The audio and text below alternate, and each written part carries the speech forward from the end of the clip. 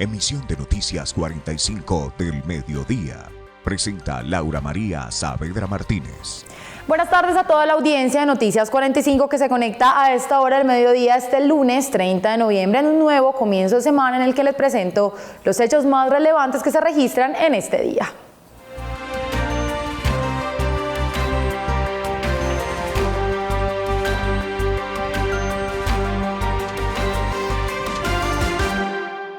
En Río Sucio, Chocó fue declarada calamidad pública por el incendio de grandes proporciones que cobró la vida de una niña de aproximadamente 8 años de edad y su tía, y que además causó afectaciones a cerca de 300 personas.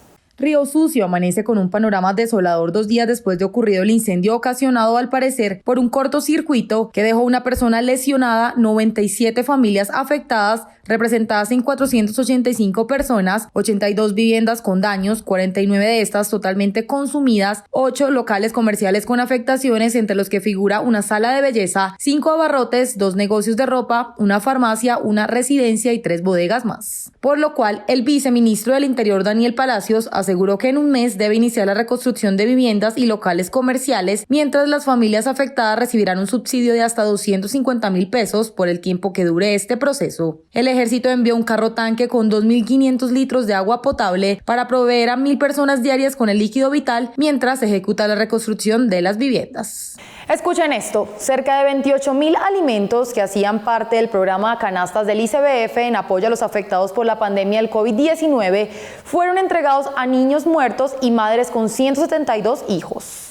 La investigación de la Dirección de Información, Análisis y Redacción Inmediata de la Contraloría General de la República identificó que diferentes contratistas del Instituto Colombiano de Bienestar Familiar entregaron 28.018 raciones de alimentos a 15.580 acudientes que aparecen como fallecidos en la base de datos de la Registraduría Nacional del Estado Civil. La diaria encontró falencias en el diligenciamiento a mano o en el PDF de al menos 100.000 planillas por parte de los contratistas y operadores del ICBF, al evidenciar que 48 entregas fueron realizadas a 21 menores de edad fallecidos en los departamentos de Nariño y Chocó. Otro de los hallazgos del ente de control permitió identificar que algunas personas se registraban en el programa como padres de familia de más de 100 menores de edad, como el caso de una madre quien reclamó las raciones para 172 niños y niñas en Chimichagua, Cesar, y un hijo más en el municipio de Fundación del departamento del Magdalena.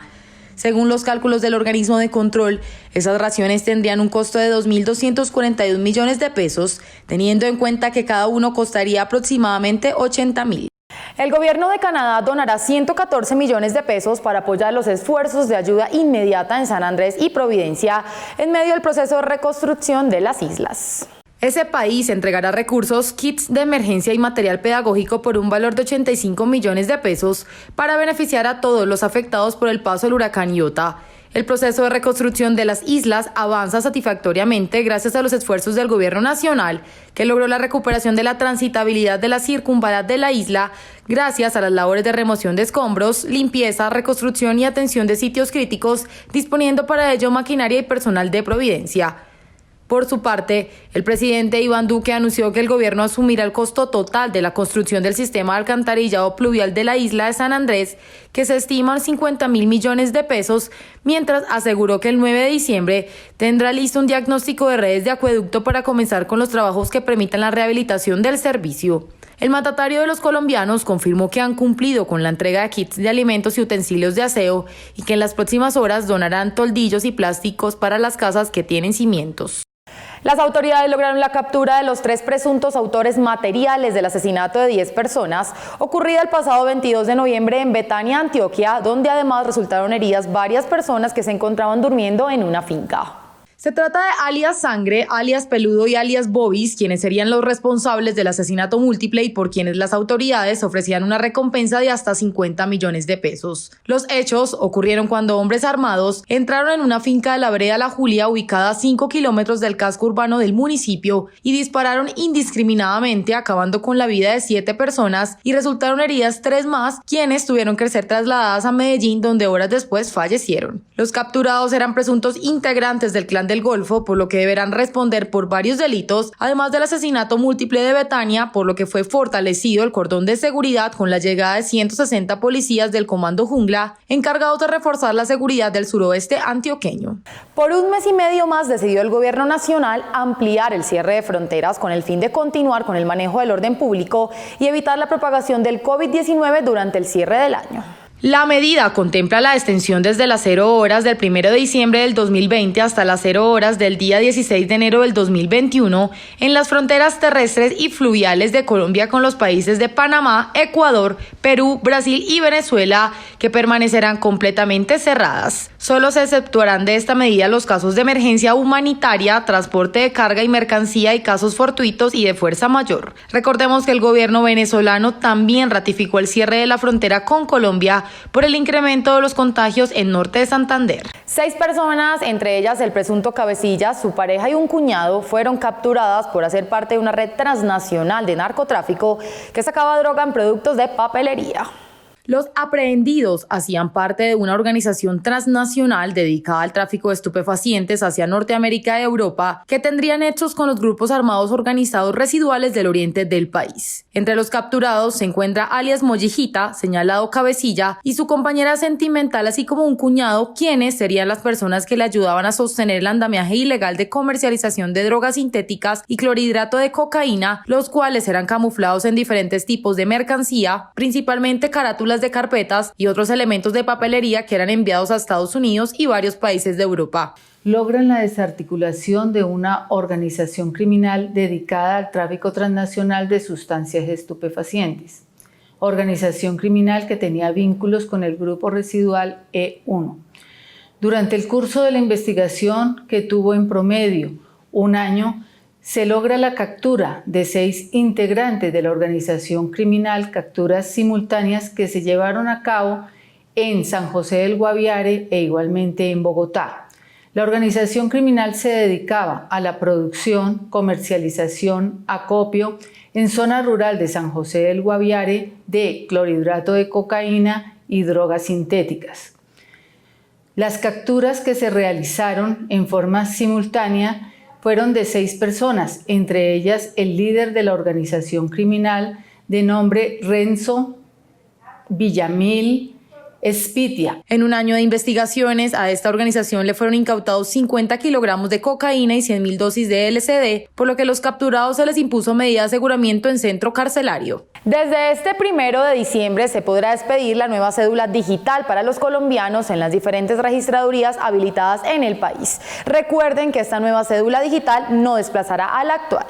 La nueva cédula digital colombiana es un documento que las personas podrán sacar en las diferentes registradurías del país con el fin de agilizar algunos trámites diarios. Este nuevo sistema de reconocimiento no será obligatorio y la implementación será inicialmente en las principales ciudades, aunque estas aún no están divulgadas. Lo primero que deberá hacer quien desee obtener este documento es pedir una cita en una registraduría nacional. Allí le tomarán una nueva foto, pondrán una vez más sus huellas dactilares en línea y deberá ir con los documentos que le soliciten. Este trámite corresponderá a la cédula electrónica y física. Posteriormente tendrá que comunicarse con el Ministerio de Tecnologías de la Información y las Comunicaciones de Colombia. Esta entidad y la Agencia Nacional Digital deberán cargar la cédula electrónica con la información que el titular crea pertinente o necesite para los trámites que vaya a realizar. Luego de la expedición, el documento estará disponible en 10 o 15 días hábiles y al correo electrónico llegará la confirmación de que esta está lista. El dueño de la nueva cédula digital podrá cargar una carpeta de archivos en la que hay todo tipo de documentos legales como registro civil, licencia de conducción, historia clínica, hoja de vida, las pruebas de COVID-19 o la certificación de donación de órganos. Esta cédula es que el ciudadano no va a tener necesidad de portarla físicamente. A través de cualquier smartphone y la aplicación de la registraduría con la morfología del rostro, la biometría facial, podrá acceder a ella. Sobre su valor, el registrador nacional informó que el precio por el duplicado rondará los 46.050 pesos, aunque aún no está definido. La cédula amarilla, que se ha expedido en los últimos años, seguirá vigente y válida para todo tipo de trámites y por ahora no podrán negar ninguno por el simple hecho de presentarla. El presidente electo de Estados Unidos, Joe Biden, anunció su equipo de comunicación para la Casa Blanca que por primera vez en la historia del país estará integrado únicamente por mujeres, entre las que figura una latina. Como futura portavoz de la Casa Blanca ha sido elegida la veterana Jennifer Psaki, que trabajó en la administración de Barack Obama 2009-2017, de la que Biden fue vicepresidente, en varios puestos como directora de comunicaciones de la Mansión Presidencial y portavoz del Departamento de Estado. Junto a Psaki estará como subsecretaria de prensa de la Casa Blanca Karine Jean-Pierre, nacida en Martinica y de padres haitianos. Jean-Pierre ha sido hasta ahora jefa de gabinete de la campaña de Harris y en el pasado se desempeñó como comentarista política en los canales NBC y MSNBC, además de servir como directora regional para asuntos políticos en la Casa Blanca de Obama. Al mando del equipo de comunicaciones de la Mansión Presidencial estará Kate Benfield como directora y Pili Tobar como subdirectora. Benfield, otra veterana de la administración de Obama, es colaboradora de Biden desde hace tiempo y de hecho ha servido como directora de comunicaciones de su campaña electoral. Al frente del equipo de comunicación de la primera dama, Jill Biden, estará Elizabeth Alexander, que ha sido asesora de la campaña del presidente electo. Por su parte, las afroamericanas Ashley Etienne y Simone Sanders han sido elegidas como directora de comunicaciones y portavoz de Harris, respectivamente. Etienne tiene experiencia como directora de comunicaciones y asesora senior de la presidenta de la Cámara Baja, Nancy Pelosi, y fue primera mujer de color en ascender a este cargo. Asimismo, trabajó como asistente especial de Obama durante su presidencia y también fue directora de comunicaciones para el gabinete de esa administración.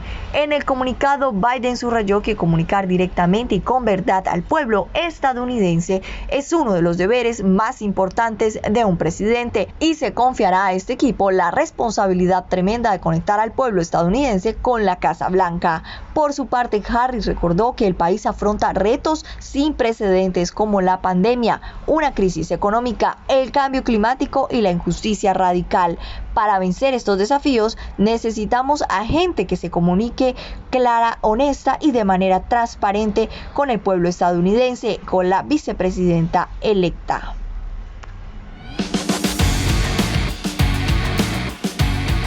Con el pasar de los días, los hechos sobre el fallecimiento de Diego Maradona han seguido esclareciéndose. Esta vez la encargada de rendir indagatoria ante la Fiscalía fue la enfermera Diana Gisela Madrid, quien era la persona que cuidaba del Pelusa en su residencia en el momento del deceso. La enfermera manifestó que en horas de la mañana no entró a la habitación para dejar dormir a Diego. Sin embargo, le obligaron, Medidón, a dejar por escrito que había intentado atender al argentino. No obstante, Diana expresó que cerca del mediodía acompañó al psicólogo y psiquiatra para realizar las labores diarias. Por otra parte, versiones dicen que a las 6:30 se tomó la guardia, en donde se percataron que Maradona estaba descansando. Una hora más tarde se pudo escuchar a Diego caminar dentro de la habitación. A las 8:30 el Pelusa seguía descansando y más tarde, 9:20, se niega a tomarse los controles de los signos vitales. Luego de la rutina se pudo conocer que a las 11:55 am, al llegar el psicólogo Carlos Díaz y su psiquiatra Susana Kosachov, intentaron comunicarse con el argentino y en vista que no hubo respuesta ingresaron a la habitación 12:10, en donde el paciente no tenía pulso y realizaron la reanimación cardiopulmonar básica. Finalmente, otro de los puntos que investiga la Fiscalía junto con las declaraciones de la enfermera es el tiempo que demoró la ambulancia en llegar a prestar los servicios médicos que requería Diego. Cabe recordar que el abogado de Maradona manifestó que los servicios solicitados para la atención inmediata del Pibe de Oro se demoraron más de media hora, mientras que las personas encargadas del caso expresaron que solo fueron 11 minutos. Y en noticias deportivas, hoy les cuento que después de jugarse los cuartos de final de la Liga Betplay, se conocieron los equipos que seguirán en la disputa por la estrella decembrina del fútbol colombiano. La Equidad versus Independiente Santa Fe. Este compromiso de ida entre ambas escuadras bogotanas tendrá lugar en el Estadio de Techo el próximo fin de semana 5 o 6 de diciembre. América de Cali versus Junior. Este partido está estipulado jugarlo entre el 5 o 6 de diciembre, en donde comenzará América de local tras estar en la sexta posición, mientras que el equipo barranquillero se encuentra en la segunda casilla de la reclasificación de la Liga Betplay. Estas fechas están por confirmar por la DIMAYOR. Y seguimos con noticias deportivas y ahora les cuento que con una exigente contrarreloj por equipos de 27 kilómetros tomó partida este domingo el clásico RCN de ciclismo, con la presencia de 16 equipos y más de 130 corredores que lograron superar los protocolos sanitarios y logísticos para competir en la última carrera de la temporada ciclística en Colombia. El equipo ganador de la jornada fue el Team Medellín, por lo que el primer líder de la clasificación general es Brian Sánchez, seguido de César Paredes y Weimar Roldán. La segunda etapa se llevará a cabo hoy lunes con un recorrido en Ibagué que tendrá 2 puertos de montaña y una exigente llegada en alto que con seguridad revolcará la clasificación del pasado domingo. Y en noticias deportivas, ahora les cuento que el Gran Premio de Bahrein, el antepenúltimo del Mundial de Fórmula 1 que se disputó el pasado domingo en el circuito de Sakir, quedó parado con bandeja roja nada más darse la salida a causa del accidente del francés Romain. Romain accidentó espectacularmente su monoplaza, que se incendió, pero por fortuna no sufrió daños mayores. Sin importar el estado de salud y cómo se encontraba la persona herida en un accidente de tránsito, 2 paramédicos protagonizaron una pelea en plena vía de Bucaramanga en Santander para decidir quién se quedaba con el paciente. El hecho se presentó en la vía que conduce del Aeropuerto Internacional Palo Negro a Bucaramanga y quedó grabado en el video en el que se observa cómo algunos motociclistas y ciudadanos separan a los paramédicos que piden que atiendan a la víctima. Estos casos de intolerancia cada vez son más frecuentes, pues los heridos en accidentes de tránsito se han vuelto los pacientes más apetecidos por el gremio de ambulancias, los cuales estarían recibiendo comisión por cada persona que lleven a ciertos puntos médicos, una práctica que viene de tiempo atrás. La persona que grabó el video asegura que los paramédicos que discuten por quién se queda con la persona herida hacen parte de las empresas CIMEC y Servisalud. Desde el Consejo de Bucaramanga han advertido la especie de mafias que se han tomado la ciudad, al punto de que por una tronchada de un dedo aparecen varias ambulancias a pelearse por el traslado del paciente. De la persona lesionada se supo que fue transportado a recibir atención médica después de la disputa entre paramédicos. Y esta es toda la información que tenemos para ustedes a esta hora del mediodía, este lunes 30 de noviembre. Los invito a seguir conectados a nuestras redes sociales. Que tengan un feliz día.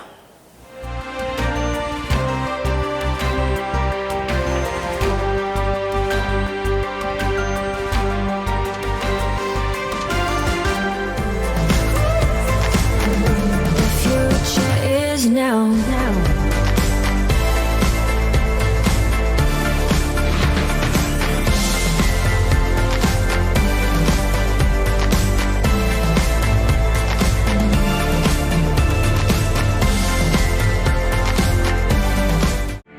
Pronto llega una nueva ventana de información.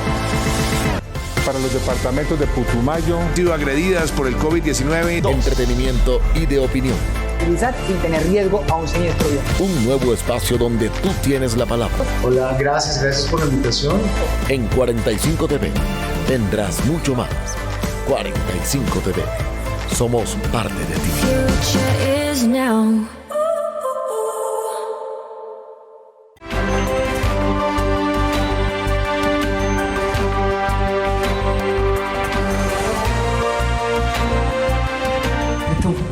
De auxilio. Es un derecho de los trabajadores. ¿Cuáles son las medidas de control que está tomando el gobierno? Incurrió en los delitos de contratos. Bogotá está hoy a un punto. Han resultado positivo para coronavirus el día de hoy.